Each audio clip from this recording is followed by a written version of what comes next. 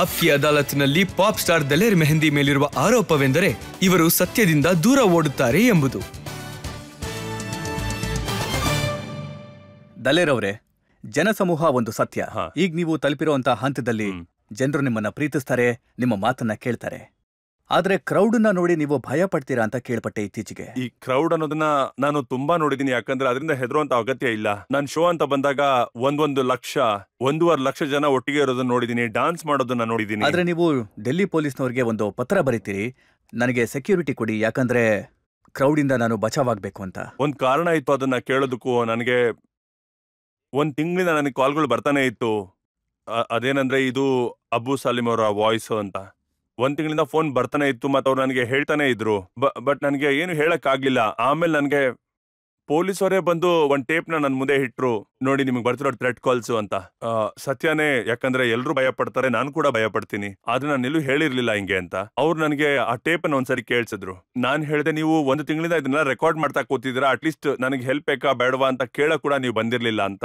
ಆಗ ಪೊಲೀಸ್ನವ್ರು ಹೇಳಿದ್ರು, ಯಾಕೆ ನೀವು ಒಂದ್ ಲೆಟರ್ ಅಲ್ಲಿ ಇದನ್ನ ಬರ್ಕೊಡ್ಬಾರ್ದು ಅಂತ. ಒಂದ್ ವೇಳೆ ನಾನು ಅದನ್ನ ಲೆಟರ್ ಅಲ್ಲಿ ಬರ್ಕೊಟ್ಬಿಟ್ಟಿದ್ರೆ ಅದು ನನಗೆ ಆಪೋಸಿಟ್ ಆಗಿ ವರ್ಕ್ ಆಗ್ತಿತ್ತು, ಮತ್ತೆ ನನ್ನ ಶೋಗೆ ಪ್ರಾಬ್ಲಮ್ ಆಗ್ತಾ ಇತ್ತು. ಯಾಕಂದ್ರೆ ಎಲ್ಲಾದ್ರೂ ನಾನು ಶೋ ಮಾಡಕ್ಕೆ ಅಂತ ಹೋದಾಗ ಜನಗಳಿಗೆ ಒಂದು ಎಕ್ಸ್ಕ್ಯೂಸ್ ಸಿಕ್ಬಿಡುತ್ತೆ, ಅಲ್ಲಿ ಹೋದ್ರೆ ಏನಾದ್ರೂ ತೊಂದರೆ ಆಗ್ಬೋದು ಅಥವಾ ಬಾಂಬ್ ಆತರ ಏನಾದ್ರು ಆಗ್ಬೋದು ಅಂತ. ಅಲ್ಲಿ ನನ್ನ ಆಪೋಸಿಷನ್ ಅಂತ ಯಾರಿದ್ರು, ಅದಕ್ಕೆ ಅವ್ರು ಏನ್ ಹೇಳಿದ್ರು ಅಂದ್ರೆ, ನೀವ್ ಯಾವ ತರ ಬರ್ಕೊಡಿ ಅಂದ್ರೆ ಕ್ರೌಡ್ ಅಲ್ಲಿ ಸ್ವಲ್ಪ ನನಗೆ ಭಯ ಆಗುತ್ತೆ, ಈ ತರ ಏನಾದ್ರು ಬರ್ಕೊಡಿ ಅಂತ. ವಿಷಯ ಏನಂದ್ರೆ, ನೀವು ಸತ್ಯದಿಂದ ಓಡ್ ಹೋಗ್ತಾ ಇದ್ರಿ ಅನ್ನುವಂತ ಆರೋಪ ಇದೆ. ಸತ್ಯ ಏನು ಅಂತಂದ್ರೆ, ನಿಮಗೆ ದಾವೂದ್ ಇಬ್ರಾಹಿಂ ಮತ್ತು ಅಬು ಸಲೇಂ ಇಂದ ಕಾಲ್ಸ್ ಬರ್ತಾ ಇತ್ತು, ಆದ್ರೆ ಪೊಲೀಸ್ನವರು ಅದನ್ನ ಒಪ್ಕೊಳ್ಳಿಲ್ಲ. ಯಾಕಂದ್ರೆ ನಾನು ಆಗ್ಲೇ ಹೇಳ್ಬೇಕಿತ್ತು, ಆದ್ರೆ ಈಗ ಕ್ಷಮೆ ಕೇಳ್ತೀನಿ ಎಲ್ಲರ ಹತ್ರ. ಎಷ್ಟೋ ಸಾರಿ ಜನ ಇರೋದನ್ನೆಲ್ಲ ಹಾಗೆ ಹೇಳ್ಬಿಡ್ತಾರೆ, ಅದು ಕೆಲವು ಸತಿ ದೇವ್ರಿಗೆ ಇಷ್ಟ ಆಗತ್ತೆ, ಆದ್ರೆ ಯಾವತ್ತು ಪೊಲೀಸರಿಗೆ ಅರ್ಥನೇ ಆಗಿಲ್ಲ. ನಾನ್ ಅನ್ಕೋತಿದ್ದೆ ಫಸ್ಟ್ ಏನ್ ವಿಷಯ ಅನ್ನೋದು ಎಲ್ರೂ ಕರೆಕ್ಟಾಗಿ ಅರ್ಥ ಆಗ್ಲಿ, ಅಥವಾ ನನಗೆ ಅನಿಸ್ತಿತ್ತು ಜಾನಿ ಲಿವರ್ ಅವರೇ ಫೋನ್ ಮಾಡಿ ನನಗೆ ದಾವೂದ್ ಇಬ್ರಾಹಿಂ ಅಂತ ಮಾತಾಡ್ತಿರ್ಬೋದು ಅಂತ. ನನಗೆ ಕ್ಲಾರಿಟಿ ಕೂಡ ಇರಲ್ಲ, ಇದು ನಿಜವಾಗ್ಲೂ ಥ್ರೆಟ್ ಕಾಲ್ಸ್ ಬರ್ತಾ ಇದೆಯಾ ಇಲ್ವಾ ಅಂತ. ಪೊಲೀಸ್ನವ್ರು ಬಂದು ನನಗೆ ಹೇಳಿದ್ಮೇಲೆ ಗೊತ್ತಾಗಿದ್ದು ಅದು ನಿಜ ಅನ್ನೋದು. ಆಮೇಲೆ ನಾನು ಅನ್ಕೊಂಡೆ, ಓಕೆ ಹೌದು ಇದು ನಿಜ ಇರ್ಬೋದು ಅಂತ.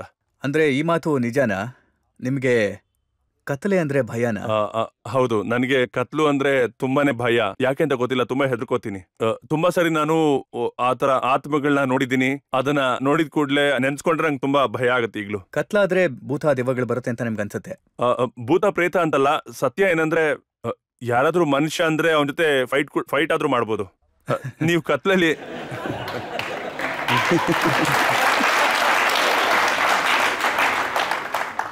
ಕತ್ಲಲ್ಲಿ ನಿಮ್ಗೆ ಯಾರಾದ್ರೂ ಕಪ್ಪಾಳಿಗೆ ಹೊಡಿತಾ ಇದ್ರೆ ನೀವೇನ್ ಮಾಡಕ್ಕಾಗತ್ತೆ ಹೇಳಿ?